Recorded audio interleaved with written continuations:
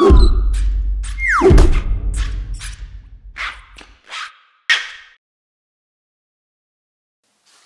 everyone, welcome to a Good e-Reader review video. My name is Michael. This is Peter. Today we have the InkBook Prime. This is one of two e-readers that Artitech has released in 2017.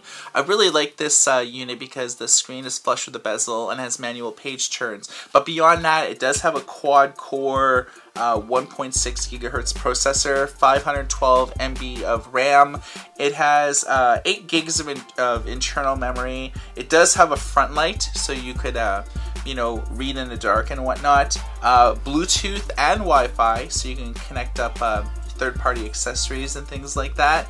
A 2000 milliamp battery, so it's kind of paltry in today's world, but it has 1024 by 768 resolution at 212 ppi. Peter, let's take a little bit better look at this device. So, flush screen and bezel, physical page turns on either side. All the other sides are very clean, nothing on them, and on the bottom you have a micro USB and a micro SD. The back has a nice artistic design with some embossed features and a power button. So this is the main UI. You have library apps, Drive, which is you know, cloud storage, a bookstore, and intranet.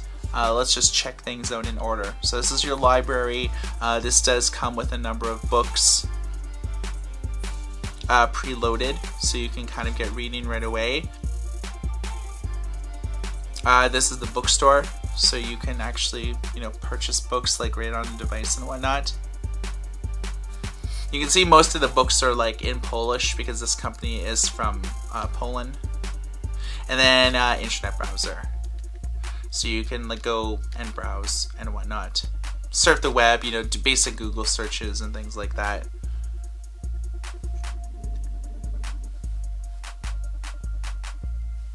So keyboard, Peter? So it is Android, so you'll notice a lot of the Android features like swap keyboard and whatnot. This is going to be dependent on what keyboards you download for this device.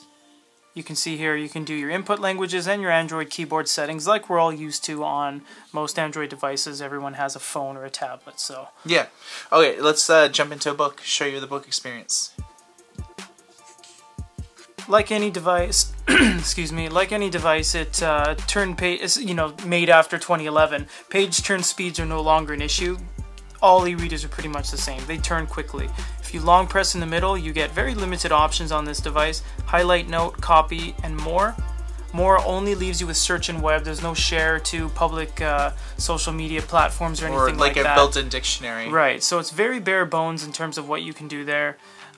You do have text augmentation along with different fonts. I do like this feature. You can pinch and zoom on a non-picture and it actually adjusts the font for you. That's a cool feature, but once again, it is not new.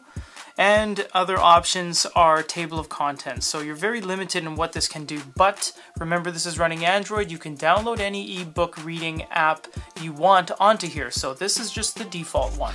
PDFs are really hit or miss on e-readers. They either work or they just plain don't work. And on this so far, you can't do any pinch and zooms. I can do page turns, but it seems to be formatted very strangely into these columns. Whether or not it is able to be adjusted, it isn't a very good first impression at the PDF experience. So when you want to download apps, they have an app store. Now you can see here that there's like 3 recommended apps. Their entire app store consists of only about a page and a half worth of apps, and their tabs don't really work very well unless you refresh the page every time. Yeah, so otherwise let's just click here. You go here, you click install, you're good to go. And the size is MB and the size below is MIB, so they have a little bit of formatting issues they need to work out. Yeah, it's true. Luckily, because it's running Android, you can install alternative app stores. So we installed the Good e-Reader App Store for e-ink, which has like roughly about 30,000 apps that are compatible with e-ink. So you can see that there's a lot, a bigger selection here in terms of like comic readers, e-reading apps, and things like that. So it's as simple as, say, going to Comic Rack, clicking download, gives you like the download progress, and it just simply is going to install. That actually installed quicker than the progress bar could show up. Yeah. And so, you know, with our app store, there's pictures here of like the app, and then everything is like formatted, and like people, you know, can drop comments and stuff. We have cloud storage for sign-ins and stuff like that. So that's the good thing about like Android, is that if you're not happy with the app store that's built into the e-reader, you can install like alternatives and stuff like that. So this is the front light on this. Front lights have kind of plateaued, say 2015. They used to be, oh, this one's too blue, this one, you know, has too many gray zones. Front lights have really come a long way. They are what they are. They've pretty much maxed out. Now it's just a matter of what light intensity is better for you. So just use the slider bar up top. You can access it from the top bar here, and that will adjust your light accordingly.